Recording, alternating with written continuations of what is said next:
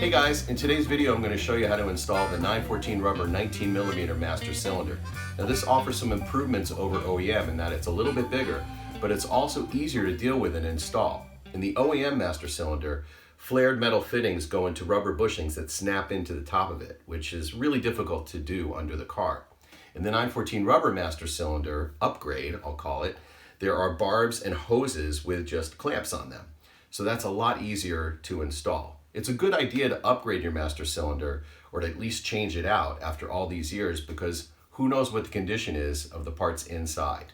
It may be great, it may not be great, but when it comes to brakes, I don't want to take any chances. So let's get started.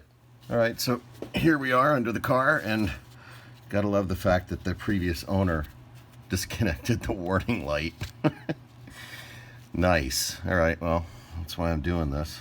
Who knows if this master cylinder on the car is even any good.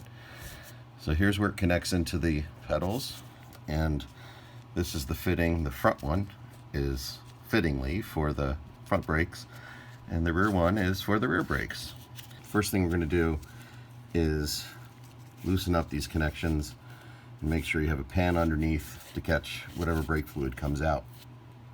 You definitely want to use the right wrench for this, because you don't want to round off the nut. So use a wrench that's designed for brake fittings.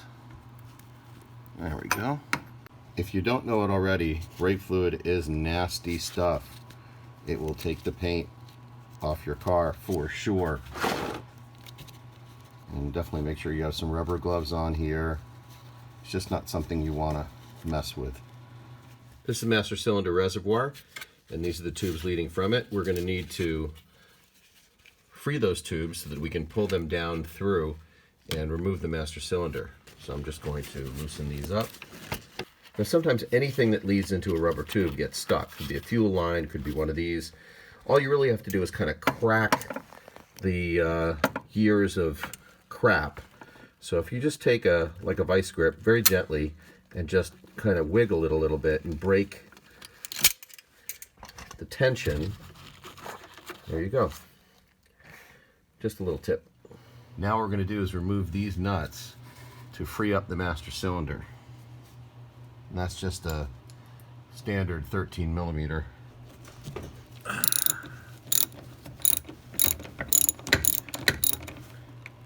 Spanner wrench here. And now we can pull the master cylinder out.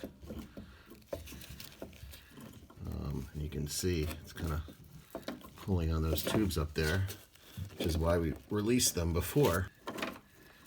And there's the master cylinder. What we need to do is we need to cut the tubing right above the metal, right there. And I can't really do that with one hand, so I'll be back in a sec. All right, we've got a clean cut on both of those tubes, and you can see here, this is the metal part that came out, which we're not going to be reusing. And here's the 914 brand new master cylinder, the 19mm.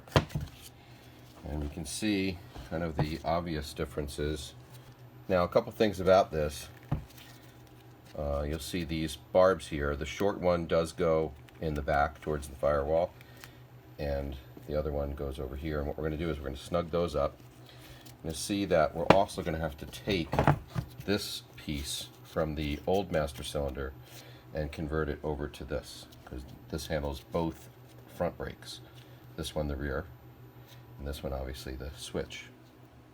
So other than that, it's pretty much a one-to-one kind of situation. Okay, now what we'll do is we'll get these hoses ready to accept the clear hose, which is going to go in here. Not so clear, but it comes with a bunch of hose clamps, so you can use a plier to stretch these, put them on here, just get them staged, and then go under the car and slip the tubes in and get it all set.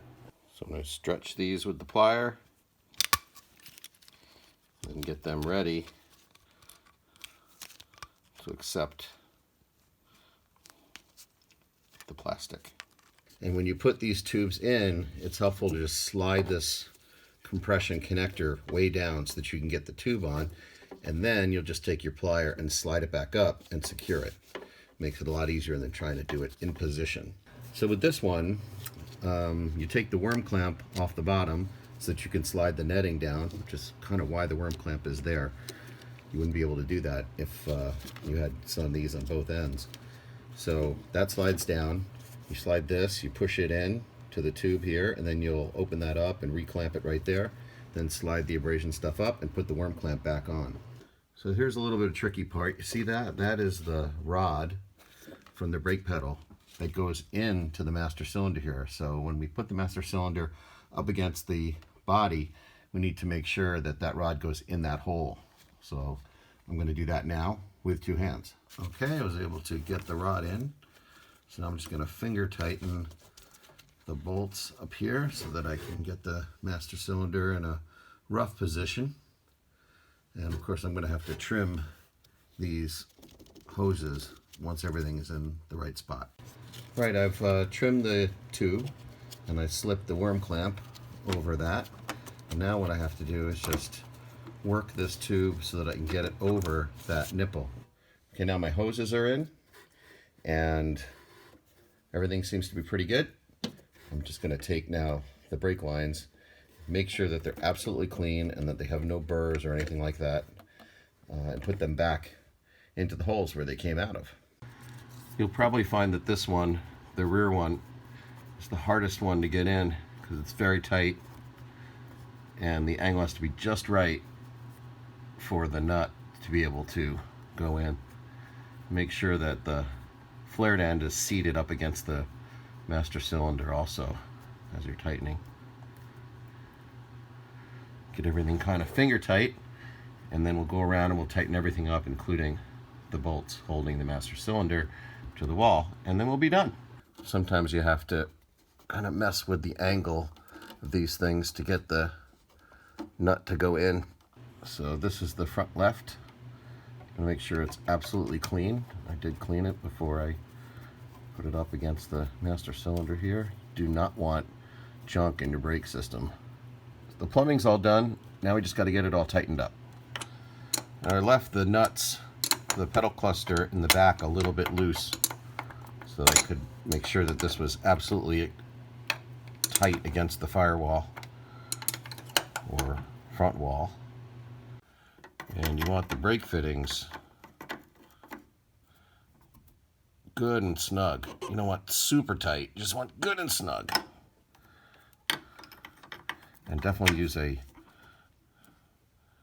brake fitting wrench, you know, one that kind of goes around the whole nut so that you don't run the risk of stripping it.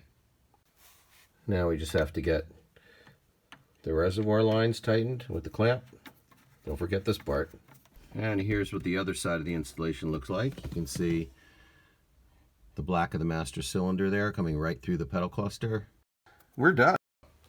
So now the master cylinder is installed and all we have to do is bench bleed it and then bleed all the brakes.